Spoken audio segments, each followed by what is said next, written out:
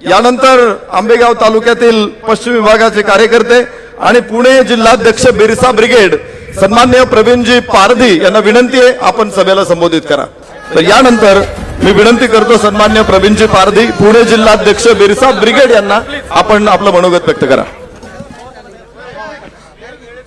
नुकताच काही दिवसापूर्वी या संपूर्ण देशाने राम जन्माचा आणि राम उत्सवाचा आणि त्याचबरोबर राम मंदिराच्या कलश रोहणाचा कार्यक्रम नुकताच साजरा केला।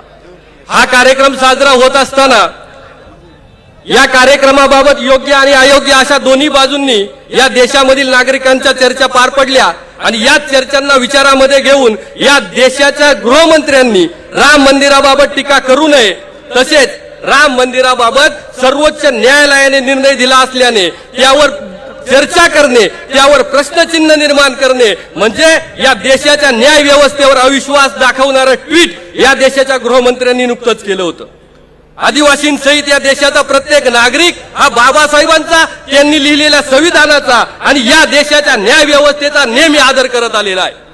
पण या सर्वोच्च न्यायालयाने 5 जानेवारी 2011 रोजी नंदाबाई भिल विरुद्ध महाराष्ट्र सरकार या खटल्यामध्ये पिटिशन क्रमांक 10-367 चा निकाल देताना इथला आदिवासी हा या देशाचा मूळ नागरिक आहे असा सर्वोच्च न्यायालयाने निकाल दिलेला आहे।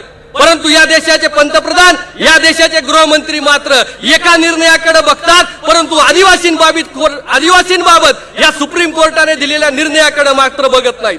उलट यांच्या तुकड्यावरती जगणारा बीजेपीचे एक खासदार या ठिकाणी म्हणतात की इथला आदिवासी, भारतामध्ये राहणारा आदिवासी हा मूळचा इथला नसून तो ऑस्ट्रेलियावरून आलेला आहे असं वक्तव्य करतात आणि हे वक्तव्य मात्र गृहमंत्र्यांना सर्वोच्च न्यायालयाचा अपमान वाटत नाही।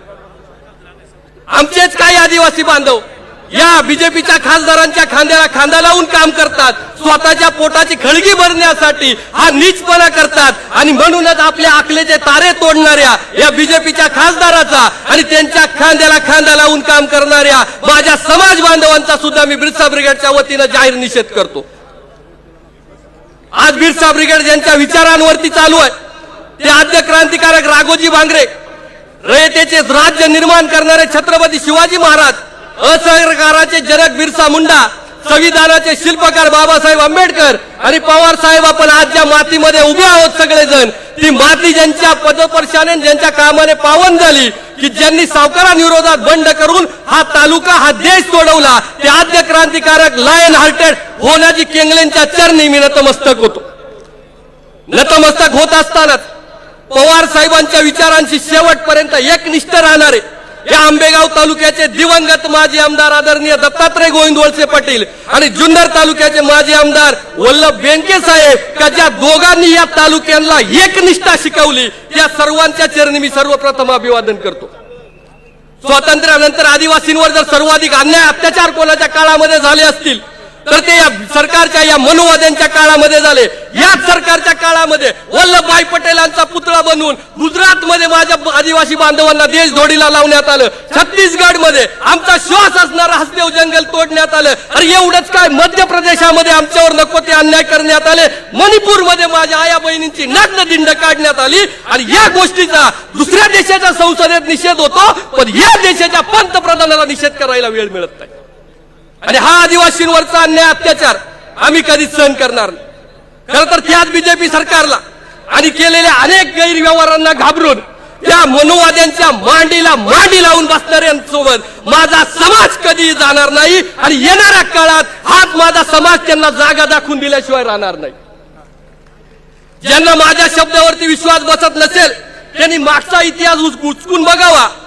अरे या तीनही तालुक्यांमध्ये आंबेगाव, खेड आणि जुन्नर मध्ये ज्या बाजूने माझा आदिवासी समाज जाईल तोच आंबेगाव, खेड आणि जुन्नरचा आमदार आणि तोच शिरूरचा खासदार होईल, हा इथल्या मातीचा इतिहास आहे। आणि या वेळेला सुद्धा माझा आदिवासी समाज याची पुनरावृत्ती करेल यात मला शंका वाटत नाही। या तीनही तालुक्यांच्या विकासाच्या गप्पा कोणी किती मारू द्या आणि कोणी किती घड्याळाची चिन्ह पळवू द्या, या तीनही तालुक्यांचा विकास पवार साहेबांच्या नेतृत्वात झाला हे कोणाचा बाप आला तरी नाकारू शकत नाही। त्या आदरणीय पवार साहेबांना, उपस्थित विचार मंचावरील उपस्थित सर्व मान्यवरांना पवार साहेबांच्या विचारावर विश्वास ठेवून या ठिकाणी आलेल्या जनसागराला आणि आमच्या मनगटामध्ये इथं उभं राहायचं बळ निर्माण करणाऱ्या आदिवासी विचार मंचाला मी सर्वप्रथम मानाचा जय आदिवासी देतो. अनादी काळापासून माझ्या आदिवासींना कधी लाचारी स्वीकारली नाही. आदिवासींच्या शब्दावर, विश्वासावर आणि निष्ठेवर विश्वास ठेवूनच या देशामध्ये महाराणा प्रताप आणि झाशीच्या राणीने लढाया लढल्या. आदरणीय अमोलदादा, याच आदिवासींच्या विश्वासावर छत्रपतींनी स्वराज्य निर्माण केलं आणि त्यात स्वराज्य निर्माण करताना माझा आदिवासी पूर्ण खांद्याला खांदा लावून लढला. पण लढताना आदिवासींनी कधीच स्वराज्यावर हक्क सांगितला नाही, आदिवासींनी कधी राजचिन्ह पळवलं नाही आणि आदिवासींनी निष्ठा विकून कधीच पद मिळवली नाहीत आणि आयुष्यात कधी दगाफटका केला नाही. ज्यानं दगाफटका केला असेल तो आदिवासींच्या रक्ताचा नाही. खाल्ल्या मिठाला आणि दिल्या शब्दाला जागायची आणि लढाईच्या काळात राजाच्या आधी तीर कामटा घेऊन लढाईला उभं राहायची आदिवासींना सवय आहे. आणि म्हणून निष्ठेला जागून पवार साहेबांच्या खांद्याला खांदा लावून लढणाऱ्या आदिवासी रक्त सुनील भाऊ भुसारांचा आम्हाला सार्थ अभिमान आहे. शरद पवार साहेबांमुळे त्यांच्या काळामध्ये आदिवासींना स्वतंत्र बजेट मिळालं, स्वतंत्र मंत्री मिळाला, स्वतंत्र खातं मिळालं. पण आदिवासींसाठी फक्त अर्थसंकल्पामध्येच त्या ठिकाणी पैशाची घोषणा होते, परंतु पूर्णपणे पैसा कधी खर्च होत नाही. अगदी मागील काळामध्ये सुद्धा 22,000 कोटी रुपये आदिवासी विभागाचे वळवण्यात आले आणि आदरणीय पवार साहेब तो एक माणूस जेव्हा जेव्हा तुम्ही या महाराष्ट्राचा अर्थमंत्री केलाय त्या प्रत्येक वेळेला आदिवासींचा पैसा दुसऱ्या मार्गाला वळवण्यात आलेला आहे. मग याचा विचार करता आज अनेक जण आम्ही विकासासाठी सरकार सोबत गेलेलो आहोत असं वक्तव्य करीत आहेत. मात्र त्यांच्या डोक्यातील विकासाची व्याख्या काय आहे आणि आदिवासींच्या विकासाची व्याख्या काय आहे ही मला आजपर्यंत समजली नाही. मागील 20 ते 25 वर्षापर्यंत आदिवासी भागाला रस्ते, लाईट, पिण्याचं पाणी, घरकुल या गोष्टींची गरज होती. परंतु 2021 मध्ये हा देश चंद्रावर चाललेला असताना, ती स्वप्न बघत असताना आदिवासी समाज, या आंबेगाव, खेड, जुन्नरचा आदिवासी समाज हा जर नेमका काय विकास झाला हे सांगता येत नसेल तर या 40 वर्षामध्ये या तीनही तालुक्यांच्या आदिवासींचा काय विकास झाला. आजही रस्ता, वीज, पिण्याचं पाणी, स्मशानभूमी, सभा मंडप, त्यानंतर चावडी आणि दर वर्षाला 3 ताडपत्र्या आणि सुरू असणारा गावोगावी सुरू असणारा हळदी कुंकवाचा कार्यक्रम हा म्हणजे आज आदिवासींचा विकास आहे. परंतु येणाऱ्या काळामध्ये हा सगळा विकास लक्षात ठेवूनच माझा आदिवासी समाज या ठिकाणी मतदान करेल. या तीनही तालुक्यांमध्ये 6 धरणं आदिवासींच्या क्षेत्रामध्ये आहेत, परंतु त्यातील 6% जमीन सुद्धा आदिवासींची आजपर्यंत ओलिताखाली आलेली नाही. या तीनही तालुक्यांचा विकास हा आदिवासींच्या कण्यावरती सुरू आहे.